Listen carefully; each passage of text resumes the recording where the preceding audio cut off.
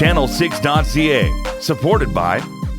Kick off the summer by picking up your new RV at Vellner Leisure Products.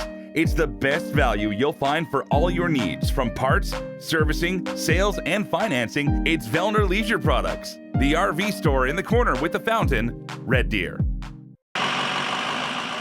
Red Deer Emergency Services are responding to an alarming number of overdose calls. We're seeing a bit more of an influx of overdoses that are more critical than what we used to see. And the numbers don't lie.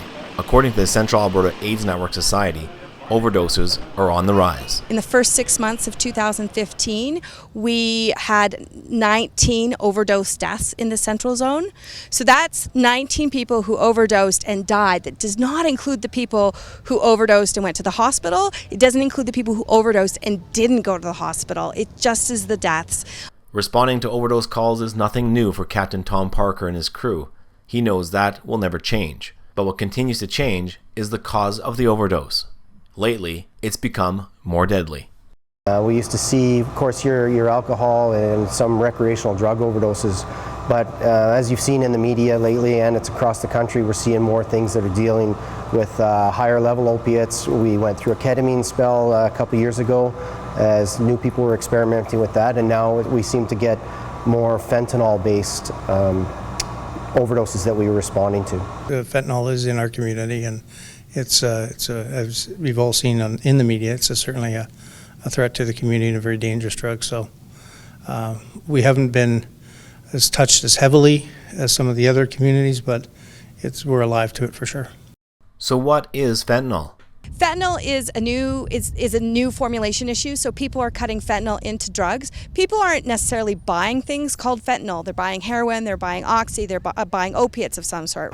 Well, fentanyl is a very strong, potent drug. It's 100 times more potent than morphine, and they're mixing it with what I guess street users used to think they were just getting more of an OxyContin or hydromorphine pills or whatever they're buying. People don't know that that's what they're getting, so that's one of the reasons that's causing overdoses. So when they're laced with fentanyl, they're 100 times more potent. It knocks them down and knocks the respiratory drive out really quickly.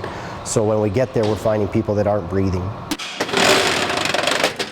When they arrive on scene, EMS is equipped to respond in a short period of time with a life-saving medication.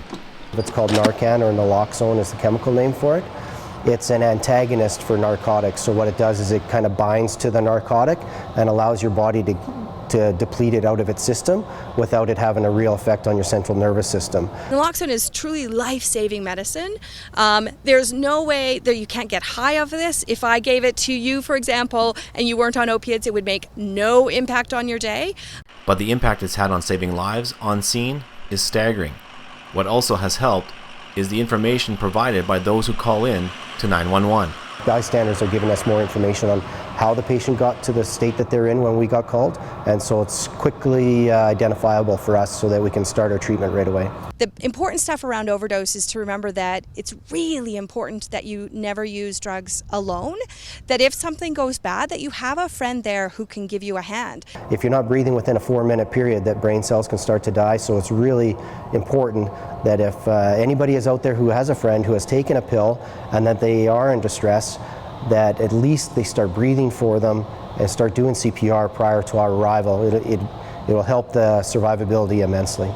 Don't worry about the repercussions of what goes on. We just want to see somebody have to, who's in dire need, get the help that they need, and hopefully that they can learn from it and move on. Coming up in our second part feature. The language of don't do drugs or just say no or, don't use fentanyl is fundamentally flawed because we don't have the services in place for people to quit today if they wanted to. We'll tell you what the Central Alberta AIDS Network is doing to help prevent overdose deaths.